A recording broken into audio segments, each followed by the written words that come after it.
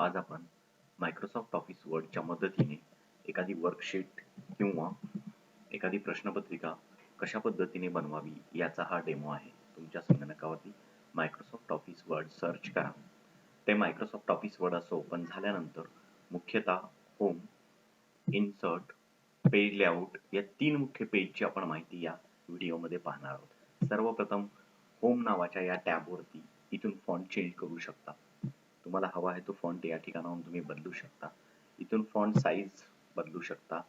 त्याच्यानंतर इथे बोल्ड करू शकता. उदाहरणार्थ तुम्ही एखादं वाक्य टाईप केलं, तुम्हाला एका इयत्तेच्या गृहपाठ किंवा वर्कशीट बनवायची आहे, तर त्याच्यासाठी अशा पद्धतीने तुम्ही नाव टाईप केलं, जिल्हा परिषद प्राथमिक शाळा कोटी तालुका मान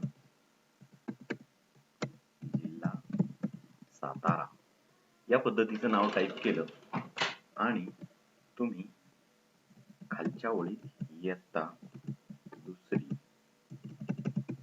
विषय गणित आणि त्यामधील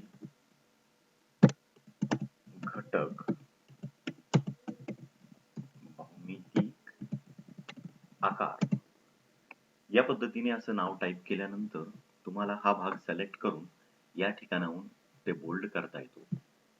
त्याच्यानंतरचे ऑप्शन इटॅलिक करू शकता, इथून अंडरलाईन देऊ शकता, या ठिकाणून फॉन्ट साईज वाढवू शकता, कमी करू शकता. त्याच्यानंतर या ठिकाणाहून या ऑप्शनवरनं आपण कलर बदल करू शकतो याचे आणि कलर बदलून झाल्यानंतर या भागावरून आपण त्याचे स्टाईल चेंज करू शकतो. इथल्या ऑप्शनवरून आपण बॅकग्राऊंडचा कलर त्याचा चेंज करू शकतो. अशा पद्धतीने MS ऑफिस वर्डच्या होम या टॅबवरती मुख्यतः फॉन्ट वाढवणे, बोल्ड करणे, इटॅलिक करणे, कलर बदलणे हे ऑप्शन आहेत. त्याच्यानंतरच्या पुढील ऑप्शनची माहिती घेत असताना आपल्याला या ठिकाणाहून बुलेट्स घेता येतात, ज्या प्रकारचे सिम्बॉल हवे आहेत. त्याच्यानंतर इथून आपल्याला काही नंबर्स घेता येतात, ज्या पद्धतीचे नंबर्स हवे आहेत त्या पद्धतीने. त्याच्यानंतर या भागावरून आपण टाईप केलेला पार्ट आपल्याला सेंटरला हवा आहे, राईटला हवा आहे, जस्टिफाय हवा आहे की आणि यानंतर याच्यावरून आपण या 2 ओळी सपोर्ट टाईप केलेल्या आहेत आणि त्या 2 ओळीमधील डिस्टन्स किती असावं, तर याच्यासाठी या लाईन स्पेसिंग नावाच्या ऑप्शनचा आपण वापर करू शकतो. सरासरी 1 किंवा 1.15 इतका हा डिस्टन्स असतो. त्याच्यानंतर या ठिकाणावरून आपण शेडिंग कलर करू शकतो त्याच्या बॅकग्राऊंडचा आणि या ठिकाणाहून एखादा बॉर्डर त्याला घ्यायची असेल तर घेऊ शकतो. एक्सेल मधील काही ऑप्शन इथे आपण वापरू शकतो. अशा पद्धतीने MS ऑफिस वर्डच्या होम नावाच्या टॅबवरती मुख्यतः इतके ऑप्शन आहेत. त्याच्यानंतर इन्सर्ट नावाच्या टॅबवर गेल्यानंतर कव्हर पेज म्हणजे आपल्याला एखादं कव्हर जोडायचंय, ब्लँक पेज, पेज ब्रेक करायचं असेल, त्याच्यानंतर एखादा टेबल इन्सर्ट करायचा असेल तर 5 रो आणि 3 कॉलम, तर या पद्धतीचा टेबल आपण इथे इन्सर्ट करू शकतो आणि याच्यामध्ये आपण अशा पद्धतीने एखादी लिस्ट बनवू शकतो.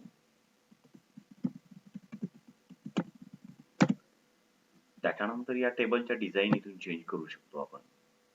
Border, colour, shading, first column, insert नावाच्या ऑप्शनमध्ये टेबल नंतर दुसरा ऑप्शन आहे. याच्यानंतर एखादा आपल्याला इथे इमेज घ्यायचा असेल तर या पिक्चरवरती डाउनलोड करून पिक्चरवरती क्लिक करून या पिक्चरवरून एखादं इमेज आपण या ठिकाणी अशा पद्धतीने इन्सर्ट करू शकता.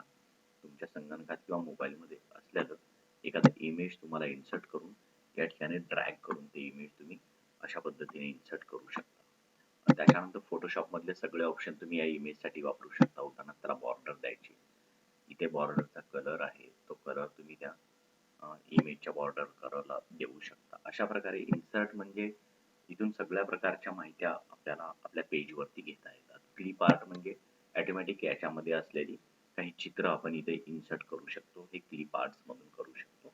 त्याच्यानंतरचा या बाजूला क्लिप आर्टचे असे ऑप्शन येतात आणि आपल्याला हवे ते चित्र आपण इथे घेऊ शकतो. आणि सर्वात महत्त्वाचा शेप्स मधून आपण वेगवेगळ्या प्रकारचे भौमितिक आकार इथे अशा प्रकारे इन्सर्ट करू शकतो.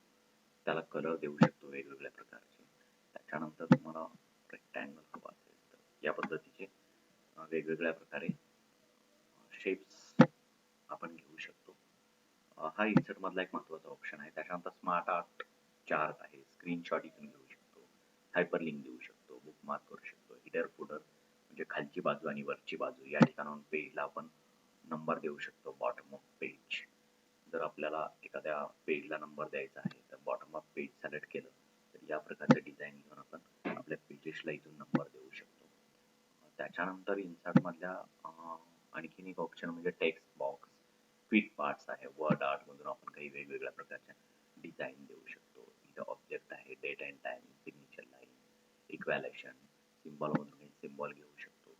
जे अक्षर जे चिन्ह आपल्याला सापडत नाहीये कीबोर्डवर त्याच्यासाठी आपल्याला सिम्बॉल नावाचा एक महत्वाचा ऑप्शन आहे. आपलं एखादं डॉक्युमेंट असं तयार झाल्यानंतर आपल्याला ते कशा पेजवरती हवं आहे याच्यासाठी पेज लेआउट मध्ये मार्जिन नावाच्या ऑप्शनवर जाऊन इथून तुम्ही मार्जिन सिलेक्ट करू शकता. ओरिएंटेशन म्हणजे तुम्हाला उभा आहे, पोर्ट्रेट हवा आहे की लँडस्केप म्हणजे आडवा हवा आहे. त्यानंतर साईज मधून तुम्ही letter size, A4 size, legal size या साईज निवडू शकता. या ठिकाणाहून एक महत्वाचा ऑप्शन आहे की तुमच्या पेजला एखादा वॉटरमार्क द्यायचा आहे तर तुम्ही कस्टम वॉटरमार्क या नावाच्या ऑप्शनवरती जाऊन कस्टम वॉटरमार्क वरती क्लिक केल्यानंतर तुम्ही या ठिकाणी वॉटरमार्क म्हणजे आपण स्वतः बनवलेल्या एखाद्या डॉक्युमेंटला आपलं नाव देणे, आपलं एखादं चित्र त्याच्यावरती ऍड करणे म्हणजे दुसऱ्या एखाद्या व्यक्तीने त्याची कॉपी करू नये याच्यासाठी आपण वॉटरमार्क नावाच्या या ऑप्शनचा वापर करतो. इथे टेक्स्ट वॉटरमार्क म्हटलेलं आहे. टेक्स्ट वॉटरमार्क मध्ये या टेक्स्टच्या ठिकाणी जर आपण जाऊन टाईप केलं तर या पद्धतीने तुम्हाला हवा आहे त्या कलर मध्ये, जितकं डार्क हवा आहे, कसं हवं आहे त्या कलर मध्ये तुमचा वॉटरमार्क असा इथे तुम्हाला आल्याला दिसतो. या पद्धतीने खालच्या बाजूला वॉटरमार्क तुम्हाला इथे आल्याला दिसेल. अशा प्रकारे इथे पेजचा कलर आहे की जर तुम्हाला पेज कलर करायचा असेल तर तुम्ही पेज कलर सुद्धा या ठिकाणी करू शकता.